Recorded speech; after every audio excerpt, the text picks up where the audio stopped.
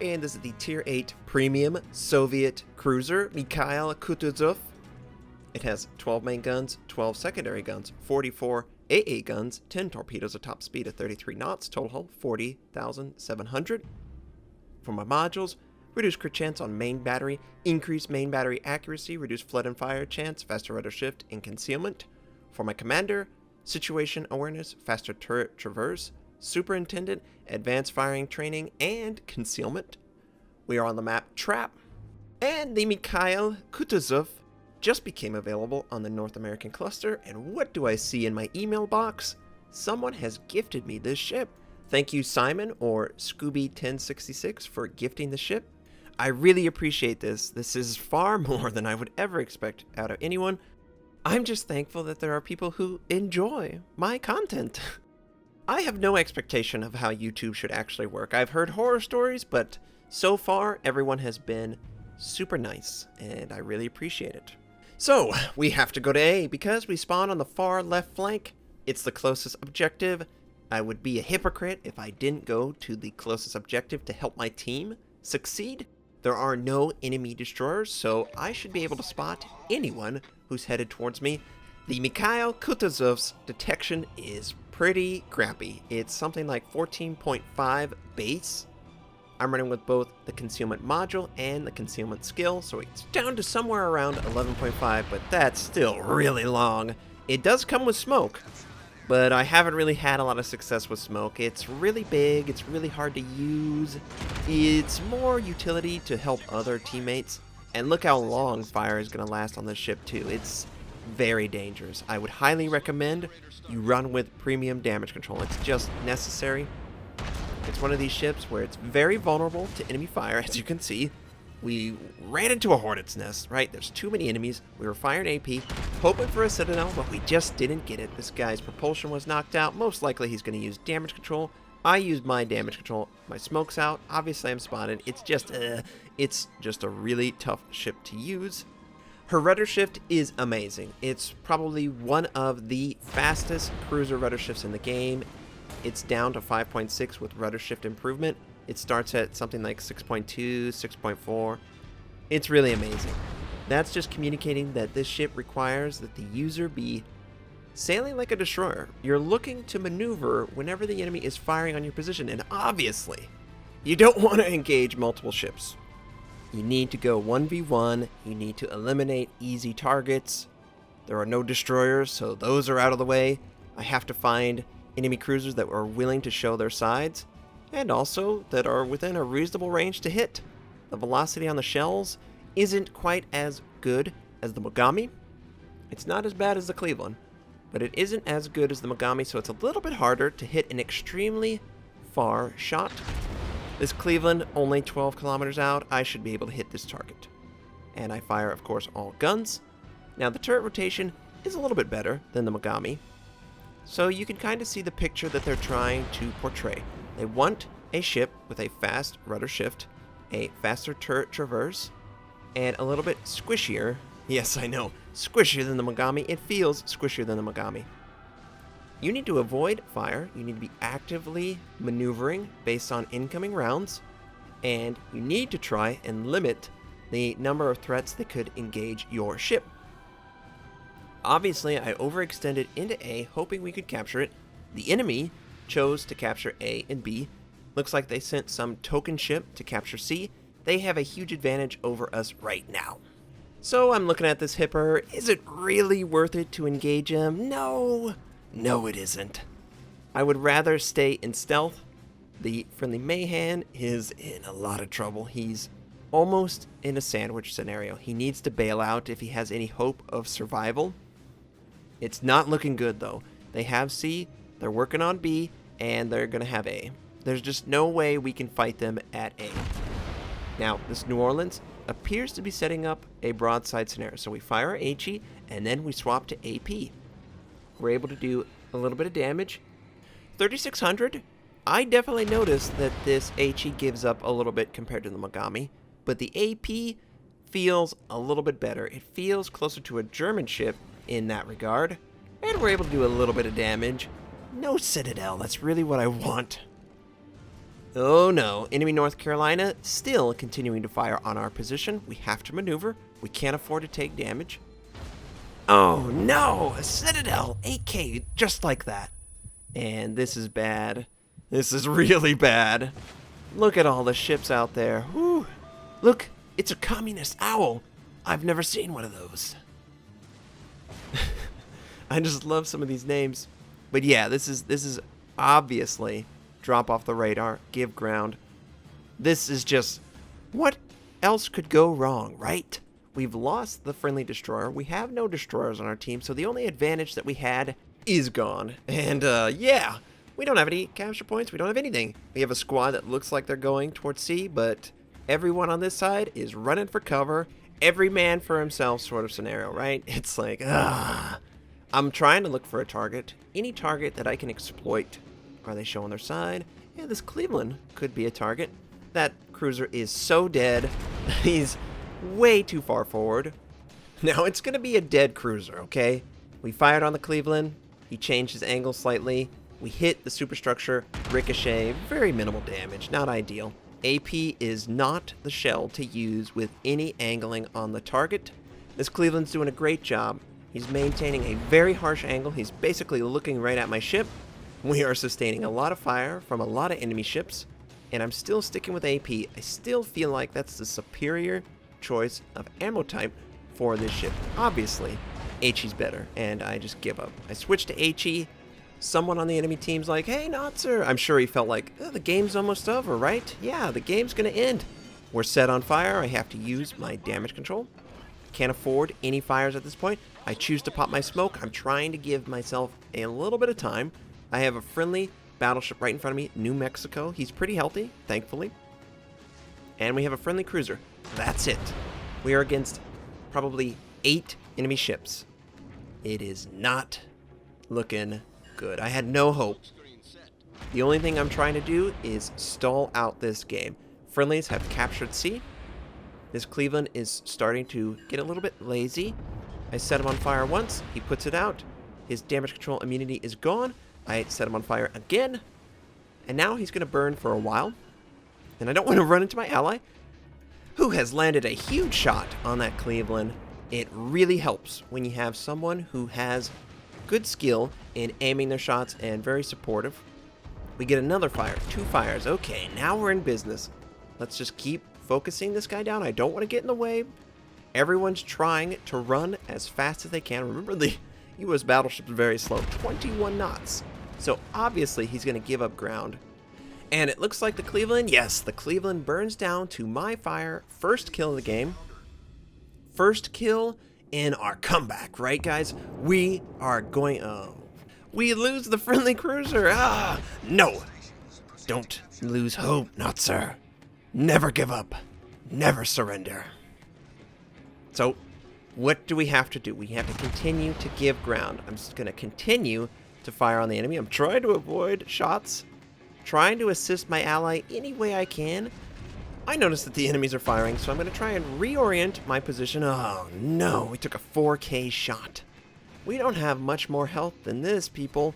We gotta survive. Friendly New Mexico lands a huge shot on the Cleveland, and now the Cleveland is actually in trouble. He has almost the same hit points as me, but he's obviously dealing with 2 ships firing on his position, whereas I have now become, I guess, not important. He's firing on the battleship. It's much easier to hit a battleship at long range for the Cleveland than it is trying to hit me. I completely understand that. I'm trying to fire AP, and it's just not working out. Either he's angled ever so slightly, I'm missing ever so slightly, it's just not working out. So we're going to swap to HE. We land one last AP for 1,000. Okay. Thanks, I guess. Not a lot of damage. And it's not looking good. He's maneuvering. We try and compensate. The New Mexico is still pretty healthy. Let's be fair. And we're giving up so much ground. We're getting to back further than our spawn point at this point. But we have to. And he's calling for help. He's like, come on. Oh, yeah. The combination of my shot and the New Mexico are able to finish off that enemy Cleveland. Now, I choose the New Orleans because, quite frankly, the Atlanta cannot hit me. There's no way the Atlanta at 15 kilometers will be able to hit me.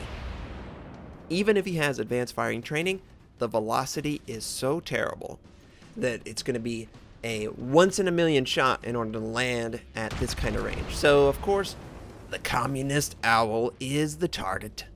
He is super angled, so AP is not even usable. He fires on our position, but he misses. We're showing a lot of our side, but quite frankly, he's the only ship that could get any shell close to us. And we are still using HE, and this is the cue. I'm going to fire the last shell. I swap to AP. I believe he's going to show his side. I'm trying to exploit the fact that I should have a broadside scenario. And we miss with our HE. I choose to fire. Looks like he realizes his error and he's reorienting. It feels like he just baited me into using AP. Now AP is completely irrelevant. We swap back to HE. Do a quick check on the Atlanta. He's getting closer and closer and closer. Okay. Man, it would have done so much damage. Oh, nice. New Mexico is able to do a little bit of damage, but it would have done so much more damage if it was HE and all of those shells hit the target. I'm still sticking with the New Orleans, even though the Atlanta is 10 kilometers away. This is getting scary. Both targets could theoretically engage, and we take a little bit of damage from the New Orleans. The Atlanta is not interested at all. That's kind of funny. And we're now getting into a range where the New Orleans is easier to hit. We get a fire. Good. He's probably going to put it out. Yep, he definitely does. Trying to avoid. Looks like I did avoid damage. Can we get another fire? No. Really? 700 points of damage with 8 shells landing on the target? The New Mexico is hard carrying this. He's doing a great job landing shots. There we go. A fire. We know he cannot put this out. New Mexico follows up a little bit, and this should be the kill shot. No, it's not, but another fire. He should just burn down to the fire. Yep. Okay, he's dead.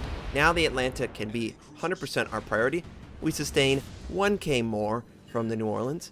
And here we go. Looks like we were able to kill off 2 front guns, and I'm trying to get those guns. I really am trying. They're just so weak. It's too easy not to ignore. So now that we only see his front, yes, I bump into the edge. I'm going to turn back into the game. We get a 3k. We also get a fire. And, yep, come on. We have to give so much ground to give our team a chance to win. Yeah, 5k. That's good. The Atlanta, he's starting to hit us a little bit. Oh, we're able to avoid a lot, and we finished the Atlanta. Are you kidding me? Our team has done everything in their power to just stay alive. We only have 3,000 hit points, but we're alive, and that's what's important. So you're telling me there's a chance? Yes, Notser, why do you keep asking if there's a chance? I will keep telling you there is a chance. One of the cruisers has their aircraft still hovering in the area, and it's spotting me. I try and use defensive fire, but he gets out of range just like that. He's spotting me for the North Carolina, the Tirpitz, and wherever that enemy cruiser is. It's not looking good, right? I could easily die to a single battleship shell. There, we took it out. Good. That's very important. Now, I could choose to hide if I wanted to, and it looks like the North Carolina wants to kill me. He's slowly turning his ship. Looks like his guns are slowly turning too. We set him on fire. I miss completely with that salvo. He sustains a little bit of damage from the friendly battleships. And yep, here are the guns. You can see them. And it actually looks like one of his guns are not working 100%. If you look closely, the number 2 gun has not turned towards me. It's only the one front gun and the one back gun. So he fires the one front gun that's working. We're still trying to do as much damage as possible. And there's the Nürnberg. Okay, what happened to him? Is he still in the game? This is a little terrifying. I immediately drop my smoke because I can't take both of those guys on. Yeah, I think he might actually not be here. I have no idea what happened to the Nürnberg. We're able to avoid the other follow-up shot from the North Carolina, and now he has to reload. So what I'm going to do is I'm going to send it out. I had no real idea that the Nürnberg was completely AFK.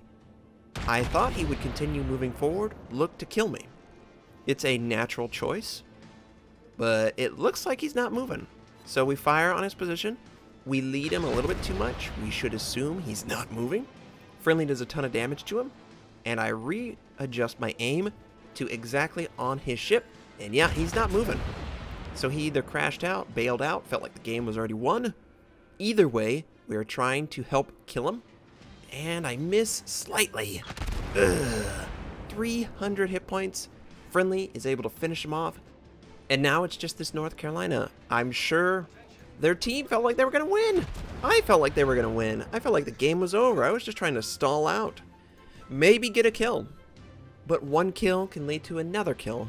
And that kill can lead to another kill. And having that New Mexico to depend on, to support. If one of us would have died, it would have been over. Guaranteed. We needed each other. He had great, large, damaging shots. I could follow up with the rate of fire, which is exactly what this ship should do. Use that rate of fire to your advantage, just like the Mogami. Now, I need more practice with this ship. The velocity is a little slower, it feels. The ship is a little bit more fragile than the Mogami. I know, it's like, how can it be more fragile than the Mogami? But it feels more fragile than the Mogami. But I am enjoying these small caliber guns, raining hellfire from above. I especially love killing destroyers, and hopefully we can get back to killing tons of destroyers. Maybe I'll bring it into rank. I hear rank is just chock full of destroyers. We've got a friendly capturing A, someone's capturing B. We're trying to finish off this North Carolina, and I feel sick for this guy. This guy was very kind. He enjoys my content. Tom, if you're watching, maybe next time. Hopefully we can be on the same team so we can have this comeback together. So, the Mikhail Kutuzov was able to get 4 kills, 14 fires.